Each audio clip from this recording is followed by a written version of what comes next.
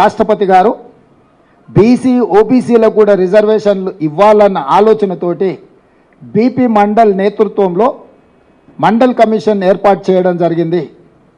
BC ఓబీసీలను జనాభాను కులాలను అన్నిటిని ఒక అంచనా వేసి వాళ్ళకు కూడా రిజర్వేషన్లు ఇవ్వాల్సిన విధానాలను విధి విధానాలను ఖరారు చేయమని చెప్పి 1978లో రాష్ట్రపతి ఉత్తర్వుల ద్వారా బీపీ మండల్ నేతృత్వంలో కమిషన్ ఏర్పాటు చేసింది. బీపీ మండల్ కమిషన్ దేశంలో దాదాపుగా 3000 పైగా కులాలను ఉపకులాలను ప్రాంతాలను ఎన్నో రకాలుగా సమాచారాన్ని సేకరించి చివరగా 1990లో 27% బీసీ ఓబీసీ రిజర్వేషన్లను అమలు చేసే నిర్ణయాన్ని వీపీ సింగ్ గారు తీసుకోవడం జరిగింది. బీపీ మండల్ కమిషన్ 52% బీసీల జనాభాను నిర్ధారిస్తూ 27% రిజర్వేషన్లను వాళ్ళకి ఇవ్వడానికి వారు ఇచ్చిండ్రు.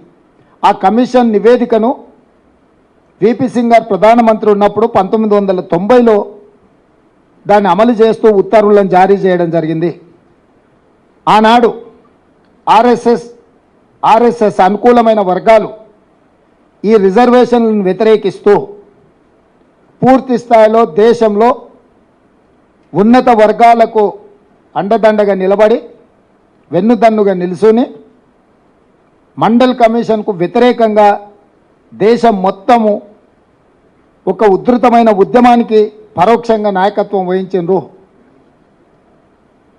అదే సందర్భంలో న్యాయస్థానంలో కూడా వీటిని సవాల్ చేస్తే న్యాయస్థానము 9 మంది జడ్జిలతో కూడుకున్న ధర్మాసనము మండల్ కమిషన్ ఇచ్చిన తీర్పును ఆమోదిస్తూ ఎస్సీలకు 15%, ఎస్టీలకు 7.5%, 22.5% పోను 27% విద్యా ఉద్యోగాలలో బీసీ ఓబీసీలకు రిజర్వేషన్లు ఇవ్వండి అని తీర్పు ఇవ్వడమే కాకుండా వర్టికల్గా 50% మించకూడదు అనే నిబంధనను కూడా ఆ రోజు ఇంద్రసాహాని వర్సెస్ యూనియన్ ఆఫ్ ఇండియా కేసులో స్పష్టమైన తీర్పు ఇవ్వడం జరిగింది.